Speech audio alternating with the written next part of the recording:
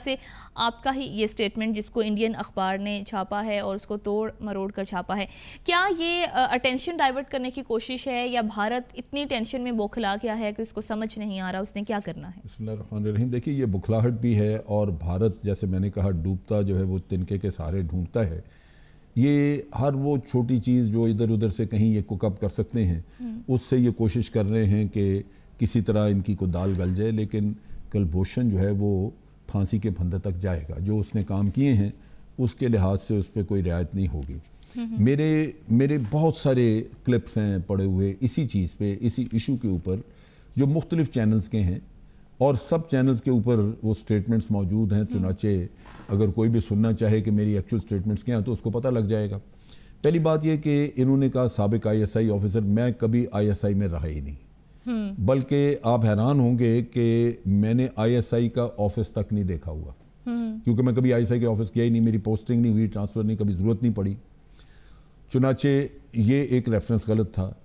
दूसरी बात यह है कि मैं 17 साल पहले रिटायर हो चुका और एक रिटायर्ड ऑफिसर की हैसियत से अब मेरी ISI या आर्मी में जान पहचान भी नहीं, क्योंकि वो लोग जो ज़माने में मेरे साथ थे वो उम्रों के रिटायर हो चुके। तो अब ये बहुत जूनियर लोग हैं जिससे मेरी कोई रसाई ऐसा सच नहीं है। चुनाचे मैं को तजिया अगर करता हूँ, बात करता हूँ, तो उसको यूं कहना कि जैसे ये वज़ीर आज़म पाकिस्तान की तरफ से बयान आया वो बकवास लगता है। मैं एक प्राइवेट आदमी की हैसियत से, आम सिटीज़न की हैसियत से एक अपना एनालिसिस देता हूँ। अब असल जो इसने इंडिया टुडे को जनरली उमूमन एक मुक्तदर अखबार समझा जाता है। आप इमेजिन करें कि उस अखबार ने कभी मुझसे बात नहीं की, कभी कोई क्लैरिफिकेशन नहीं ली, कभी कोई इसका जिक्र नहीं आया और खुद ही एक खबर बना के छाप दी। मैं समझता हूँ ये उनके तो इसमें भी आपकी एक्चुअल, आपने लिखा है कि आपकी जो एक्चुअल बयान था उसमें से उसको मैं बताता हूँ कुछ लफ्ज उसमें से खा लिए गए, हज़फ कर लिए एक लफ्ज खाया गया। किस्सा ये है कि ये रियाद में जो कॉन्फ्रेंस हुई इस्लामी ममालिक की कोलिशन की, तो उसके हवाले से एक चैनल पे बहस हो रही थी। उन्होंने जब इसका सवाल किया तो उनका सवाल ये था कि पाकिस्तान ने उस कोलिशन को ज्वाइन किया तो उससे ईरान नाराज़ होगा।